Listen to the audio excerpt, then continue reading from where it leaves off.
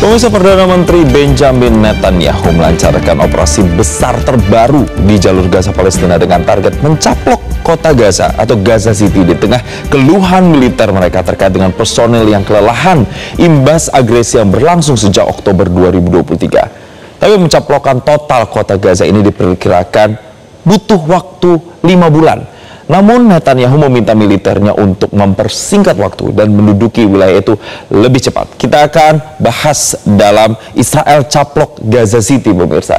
Jadi kalau berbicara soal operasi besar ini, sebenarnya ide ini atau gagasan ini sudah muncul. Rencana operasi militer disiapkan sejak tahun 2023. Artinya sudah 2 tahun sejak serangan yang kemudian menewaskan sampai dengan sekarang 60-an ribu orang itu terjadi di sana. Kemudian fokus awalnya adalah membentuk zona aman dan juga perimeter untuk bisa melindungi wilayah Israel. Semangat awalnya seperti itu, dan operasi ini merupakan bagian dari Operation Gideon's Chariots yang merupakan operasi yang sudah dilakukan sebenarnya sebelumnya, tapi pada saat yang pertama itu belum berhasil, makanya kemudian ini dilakukan lagi atau dilanjutkan. Jadi pemirsa, Israel meluncurkan agresi ke Palestina pada Oktober 2023 dan sejak saat itu mereka menggempur habis-habisan warga dan juga objek sipilnya. Dan imbas agresi itu, ribuan warga di Palestina tewas dan jutaan orang terpaksa menjadi pengungsi. Dan sejak serangan 7 Oktober 2023, Israel kemudian menata ulang strategi perangnya dan rencana pencaplokan Gaza sebenarnya sudah diincarkan atau dibicarakan di tingkat Kabinet Keamanan. Israel membuat zona penyangga di utara dan timur Gaza serta mulai merencanakan pemindahan paksa penduduk. Jadi, langkah hari ini bukanlah kebijakan mendadak, pemirsa, melainkan kelanjutan dari strategi yang sudah digodok 2 tahun lalu. Banyak analis meyakini bahwa tujuan Israel bukan hanya melemahkan Hamas, melainkan memastikan Gaza tidak lagi dikuasai oleh pemerintahan Palestina. Tapi kita lihat dalam slide berikutnya, ternyata sudah 75% pemirsa klaim dari tentara Israel wilayah Palestina yang sudah dikuasai. Kemudian wilayah yang sudah dikuasai ini, yang sudah diklaim dikuasai ini di mana saja? Ada di Rafah, Khan Yunis, dan juga Beit Lahia. Sementara tersisa yaitu adalah Gaza City yang memang kita tahu ini sebagai pusat perlawanan Hamas di sana. Dan fakta lapangan terbaru menunjukkan bahwa Israel kini memang menguasai sekitar 75% wilayah Gaza. Daerah-daerah seperti Rafah yang ada di selatan, Khan Yunis ini di tengah pemirsa, dan juga Beit Lahia ini di utara memang sudah jatuh ke tangan Israel. Sisa wilayah yang masih dikuasai Hamas adalah Gaza City, yang mana ini adalah jantung politik dan juga administratif jalur Gaza.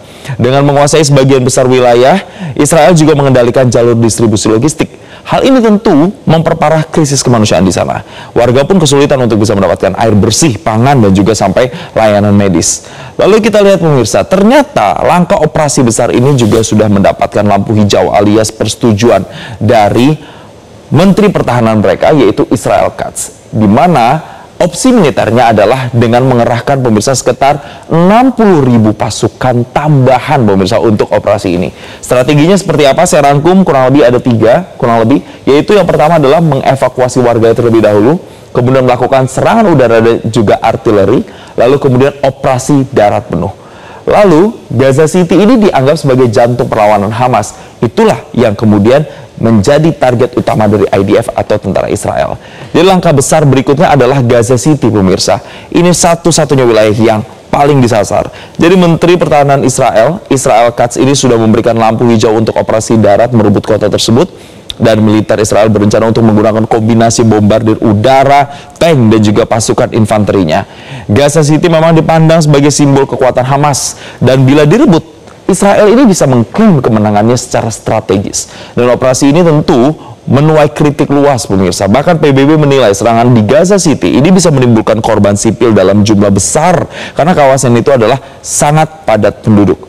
Lalu ternyata di balik ambisius dan juga operasi besar yang diprediksi akan nantinya menimbulkan banyak sekali ini korban jiwa, tapi ternyata di sisi lain tentara Israel ini dinyatakan mengalami banyak sekali kelelahan alias burnout pemirsa, karena sejak perang di Gaza ini terjadi, konflik ini adalah dicatat sebagai konflik yang terlama, dihitung sejak tahun 1948. Dan tentara-tentara Israel ini, terutama tentara cadangannya, merasa kelelahan akibat rotasi panjang bertahun-tahun yang harus mereka lalui dan mereka bertugas di sana.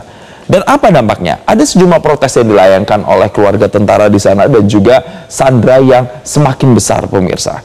protes terus bergulir di sana. Jadi di balik agresivitas Israel muncul persoalan baru, yakni kelelahan militernya sebenarnya. Jadi perang Gaza ini kan sudah berlangsung hampir 2 tahun, menjadi yang terlama setidaknya sejak berdirinya Israel pada tahun 1948. Banyak tentara cadangan ini merasa lelah dengan rotasi panjang, dan keluarga Sandra sendiri juga melakukan protes menuntut pemerintah untuk mengutamakan negosiasi, bukannya eskalasi perang seperti ini. Dan saya tambahkan, data dari dalam negeri Israel juga menunjukkan bahwa tingkat moral tentara juga menurun, sementara biaya perang mereka yang terus membengkak menekan anggaran negara. Berikutnya lagi, pemirsa, kita akan melihat warga yang sudah berinisiatif untuk menolak pencaplokan ini melakukan berbagai aksi, mulai dari protes besar di Israel, di mana ini dilakukan oleh keluarga Sandra dengan menolak operasi penuh. Kemudian PBB dan juga dunia internasional juga sudah memperingatkan bahwa ini ada resiko bencana kemanusiaan yang akan lebih besar. Kemudian warga Gaza juga mengklaim bahwa krisis pangan, air, obat-obatan akibat pengepungan ini membuat kondisi di sana semakin parah. Dan kemudian ada juga dukungan dari dunia Arab dan Eropa yang makin kuat terhadap tuntutan gencatan senjata agar dilakukan segera. Kesimpulannya, penolakan ini bukan hanya datang dari komunitas internasional, tapi juga datang dari bahkan dalam Israel sendiri. Demonstrasi menentang kebijakan pencaplokan Gaza juga semakin sering terjadi di Tel Aviv dan Yerusalem. Sementara itu, PBB dan juga berbagai organisasi kemanusiaan memperingatkan pencaplokan penuh bisa melahirkan bencana kemanusiaan lebih parah. Warga Gaza sendiri kini terjebak dalam kondisi yang sangat kritis, seperti krisis pangan, air, listrik, hingga layanan medis. Dan laporan terbaru juga menyebut lebih dari 2 juta warga Gaza hidup dalam keterbatasan ekstrim, dan sebagian besar mengungsi berulang kali tanpa kepastian tempat tinggal, pemirsa. Jadi itulah beberapa hal yang bisa kita lihat dari Israel yang mulai operasi mencaplok Gaza. Kesimpulannya, operasi pencaplokan Gaza ini menandai fase baru yang sangat berbahaya, pemirsa. Sekali lagi, Israel ingin menunjukkan kemenangan militer, tapi di sisi lain menghadapi tekanan internal dan risiko bencana kemanusiaan.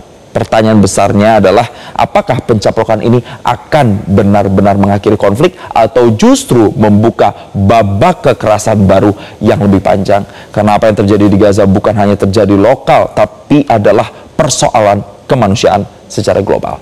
Jelajahi cara baru mendapatkan informasi. Download Metro TV Extend sekarang.